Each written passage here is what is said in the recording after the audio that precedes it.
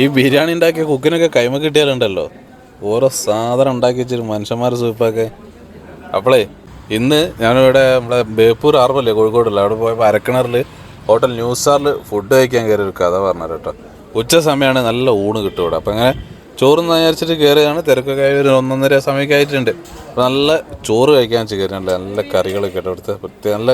ഞാൻ കഴിക്കടി മുന്നേ കഴിച്ചിട്ടുണ്ട്, അതാ പറഞ്ഞത്. സാമ്പാറൊക്കെ ഉണ്ടാവാറുണ്ട്, പിന്നല്ലേ പൊരിച്ച ഐറ്റംസ്, ചെമ്മീൻ, അങ്ങനത്തെ സ്പെഷ്യൽ ഐറ്റംസൊക്കെ ഉണ്ട്. പക്ഷേ കുറേ കാലമായിട്ട് ബിരിയാണി കഴിച്ചു. അപ്പം പിന്നെ ബിരിയാണിയിലേക്ക് മാറി. ചോറ് കഴിക്കാൻ പോയി ഞാനവിടെ അവസാനം ബീഫ് ബിരിയാണിയിലേക്ക് മാറിട്ടോ. നോക്കിയേട്ടാ സാധനം ഞാൻ മുന്നേ ഇവിടുന്ന് കഴിച്ചിട്ടുണ്ട് കേട്ടോ. അതുകൊണ്ടാണ് പറയുന്നത്.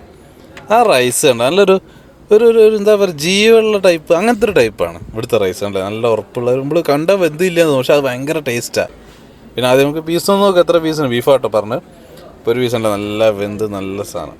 അടുത്ത പീസ് 2 പീസുണ്ട്. സാധനം 2 പീസ് എല്ലായിടത്തും ഉണ്ടാവുക, 2 അല്ല 3 പീസ് സാധനം കിട്ടും. അതിൽ നമുക്ക് കഴിച്ചു നോക്കട്ടെ മേലെ. വാ ഇനിയുണ്ട് സാധനം കേട്ടോ. ഇതിൻ്റെ ഇടയിലൊക്കെ പൊടിഞ്ഞ ഒരു 3-4 പീസ് ബീഫും സാധനം ഉണ്ട്. അത് കൂട്ടിയൊരു കഷ്ണം ഇതാ, ഒരു പിടി. എന്താ ഫ്ലേവർ, റൈസിലേക്ക് ഇങ്ങനെ പിടിച്ച് കിടക്കുകയാണ് ആ ഒരു ഫ്ലേവർ സാധനം കേട്ടോ.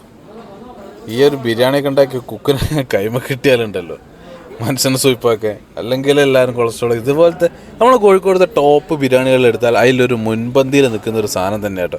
നമ്മൾ കോഴിക്കോട് ടൗണിലൊക്കെ ഒരുപാട് ഫേമസ് ആയിട്ടുള്ള ഹോട്ടലുകളുണ്ടല്ലോ, പക്ഷേ അതിൻ്റെ ഇടയിൽ നിന്ന് ഈ ഒരു പേര് പറഞ്ഞു കേൾക്കാത്തതിൻ്റെ കാര്യം. ഇത് വേപ്പൂർ ഭാഗത്ത് കുറച്ചുള്ളിലേക്കാണല്ലോ അരക്കിണർ, അതാണ്. പക്ഷേ ഇത് കഴിച്ച ആൾക്കാർ നിങ്ങൾ ഇതിൻ്റെ അടിയിൽ കമൻറ്റ് വരും നോക്കിക്കൊള്ളില്ല. അടിപൊളി ബിരിയാണി. ആ പീസൊക്കെ നോക്കിയാട്ടെ, കണ്ടോ ദമ്മിട്ട ഒരു ടേസ്റ്റ് അത് വേറെ തന്നെയല്ലേ. കറക്റ്റ് ദമ്മാണ്, ഇങ്ങനെ പൊട്ടി ആ റൈസിലേക്ക് മൊത്തം ഫ്ലേവർ ഇങ്ങോട്ട് പിടിച്ചെടുക്കുന്ന ആ റൈസും. ഇത് കഴിച്ച ആൾക്കാർ ഇതിൻ്റെ അടിയിൽ കമൻറ്റ് ചെയ്യണേ എങ്ങനെയുണ്ട് സാധനം എന്നുള്ളത്. അടിപൊളി സാധനം കേട്ടോ. പിന്നെ ഇതിൻ്റെ കൂടെ കുറേ സൈഡ് ഐറ്റംസ്, നമ്മളെ ഉള്ളിയൊക്കെ ഉണ്ട്, നമ്മളെ സുർക്കട്ടിൻ്റെ ഉള്ളിയൊക്കെ. അതിൻ്റെ ഒന്നും യാതൊരു ആവശ്യവും ഈ ബിരിയാണിക്കില്ല, അതാണ് പ്രത്യേകത. അങ്ങനെ ഫ്ലേവർ അങ്ങനെ കിടക്കുന്ന ഒരു സാധനം കേട്ടോ. ആ ഉള്ളിയും കൂട്ടി, സുർക്കയുള്ള ഉള്ളിയും കൂട്ടി ഇങ്ങോട്ട് പിടിച്ച്. പിന്നെ അച്ചാർ, സാധാരണ നമ്മൾ ഇങ്ങനത്തെ ബിരിയാണി അച്ചാർ എന്ന് പറയുന്ന സാധനമാണ് എല്ലായിടത്തും നമ്മൾ കോഴിക്കോടൊക്കെയാണ്. ഇത് ഇവിടെ നല്ല നാരങ്ങേൻ്റെ അച്ചാർ. അപ്പോൾ അതും കൂട്ടി അങ്ങ് നാരങ്ങ മാങ്ങയൊക്കെ ഉണ്ടാവും, അതും കൂട്ടി അങ്ങ് പിടിക്കാം. ഇതുണ്ടാക്കുന്ന കുക്ക് വീഡിയോ എങ്ങനെയെങ്കിലും ഒന്ന് കാണുകയാണെങ്കിൽ ഒരു നമസ്കാരം നിങ്ങൾക്ക് ഉണ്ട് കേട്ടോ. അടിപൊളി സാധനം കേട്ടോ. അപ്പോൾ എന്തായാലും ഞാനത് അങ്ങോട്ട് തീർക്കട്ടെ. നല്ലൊരു ക്വാണ്ടിറ്റി ഉണ്ട് കേട്ടോ സാധനം. ഇവിടെ അൺലിമിറ്റഡ് അങ്ങനത്തെ പരിപാടിയൊന്നുമല്ല. നല്ല ഫുഡ് നല്ല ഇതായിട്ട് കൊടുക്കുക, നല്ല ക്വാളിറ്റി, നല്ല ക്വാണ്ടിറ്റി ഉണ്ട്, അത് എടുത്ത് പറയണം. 3-4 പീസും ഉണ്ട്, റൈസ് ആയാലും ഒക്കെ സെറ്റാണ് സാധനം. എന്തായാലും ഞാൻ അതെല്ലാം അങ്ങോട്ട് തീർക്കട്ടെ. ഇനി ഇതിൻ്റെ റേറ്റ് വരുന്നത് 130 രൂപ കേട്ടോ. ഞാനത് പൈസ കൊടുത്ത് കഴിച്ചാട്ടെ. ഞാൻ എല്ലാവരും ഇങ്ങനെ പറയും പൈസ കൊടുക്കാനത്, നമ്മൾ വലുതാ 130 രൂപയ്ക്ക് അടിപൊളി സാധനം. അപ്പം ശരി, നല്ല വീഡിയോ അങ്ങോട്ട് അവസാനിപ്പിക്കട്ടെ.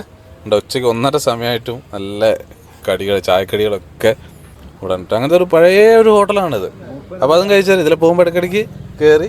അപ്പോൾ ഇത് സ്പോട്ടിന് മനസ്സിലാവാത്ത നമ്മളെ ബേപ്പൂർ റോഡില്ലേ, കോഴിക്കോട് ബേപ്പൂർ റോഡിലെ അരക്കിണറിലുള്ള ഹോട്ടൽ ന്യൂ സ്റ്റാർ.